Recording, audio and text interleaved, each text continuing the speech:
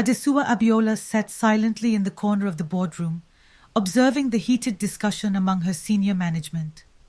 The once thriving consulting firm she had built from scratch in the bustling city of Lagos was starting to show cracks. Complaints about workplace harassment, favoritism, and a toxic work culture had piled up. Determined to uncover the root of the problem, Adesuwa made an unconventional decision. She would go undercover as a janitor. Her plan was met with skepticism from her close confidants. They argued it was risky and unnecessary, but Adesuwa's resolve was unshakable. She knew that to truly understand the issues, she had to see the company from a different perspective. With a simple disguise, she traded her position of power for anonymity, ready to face whatever lay ahead.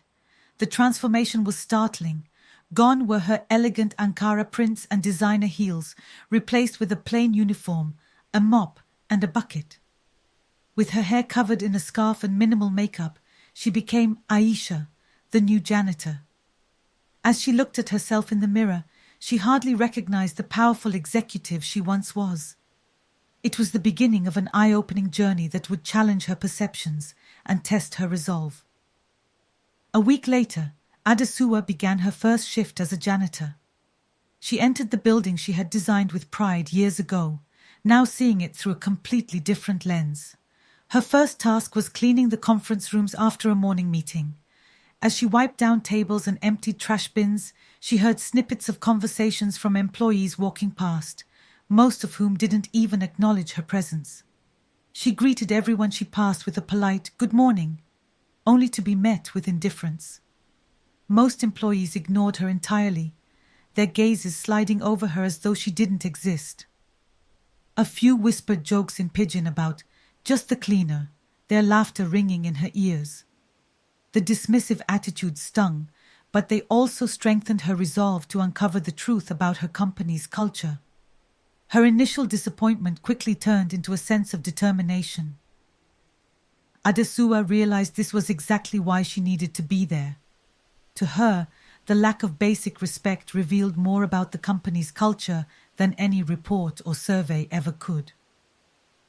As the day ended, she sat quietly in the janitor's closet, jotting down her observations in a small notebook she carried with her. Over the next few weeks, Adesuwa's role as Aisha revealed a side of her company she had never seen before. She witnessed the stark divide between the executive suite and the rest of the staff. Certain employees were regularly belittled during meetings, their ideas dismissed without consideration. Others basked in favoritism, receiving praise for minimal effort. Interns were overworked, left scrambling to meet impossible deadlines with little support or recognition from their supervisors. Adesuwa's own experiences as a janitor were equally enlightening. On one occasion, a senior executive, Mr. Okoro, snapped at her for accidentally bumping into him in the hallway. "Watch where you're going, cleaner," he sneered, glaring at her with disdain. Adesuwa's hands tightened on the mop handle, but she bit her tongue, determined to maintain her cover. Such moments, though painful, provided her with the insight she needed to address systemic issues. Amidst the negativity, Adesuwa also found glimmers of hope. Ngozi, a receptionist, always greeted her warmly and even offered her puff-puff during breaks. Her small acts of thoughtfulness stood out in sharp contrast to the indifference of others. Similarly, Tunde, a junior analyst, went out of his way to help her pick up cleaning supplies she had accidentally dropped in the hallway. These interactions reminded Adesuwa of the values she had once envisioned for her company. After a month of working undercover, Adesuwa decided it was time to reveal her true identity. She called for a company-wide meeting, instructing everyone to gather in the main conference room. The memo stated it was mandatory, sparking curiosity and speculation among the staff. Many wondered why a lowly janitor had the authority to call such a meeting. Dressed in her janitor's uniform, Adesuwa walked into the packed room, mop in hand. Conversations died down as employees turned to look at her, confusion spreading like wildfire. Whispers filled the air, questioning why a janitor was addressing the entire company. The atmosphere was tense, and all eyes were on her. Standing at the front, Adesuwa removed her scarf and faced the crowd. "Some of you may not recognize me," she began, her voice steady, "but I am Adesuwa Abiola, the founder of this company." Gasps rippled through the room as recognition dawned on the faces before her. Mr. Okoro visibly paled, his confident demeanor faltering. Adesuwa's revelation left the room in stunned silence as she began to recount her month-long journey. Adesuwa's speech was both heartfelt and direct. She detailed her experiences as Aisha and the troubling behaviors she had observed. "A culture of discrimination, harassment and disrespect has no place in this company," she declared.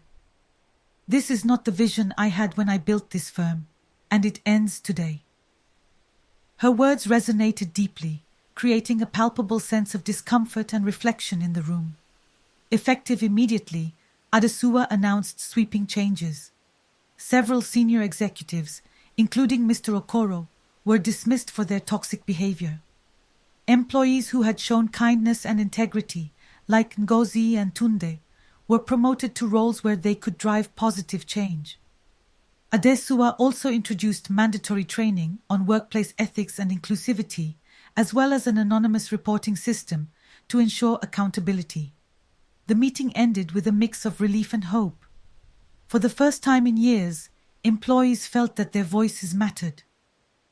Adesuwa's bold decision to go undercover had exposed the cracks in her company's foundation, but it had also laid the groundwork for rebuilding something stronger.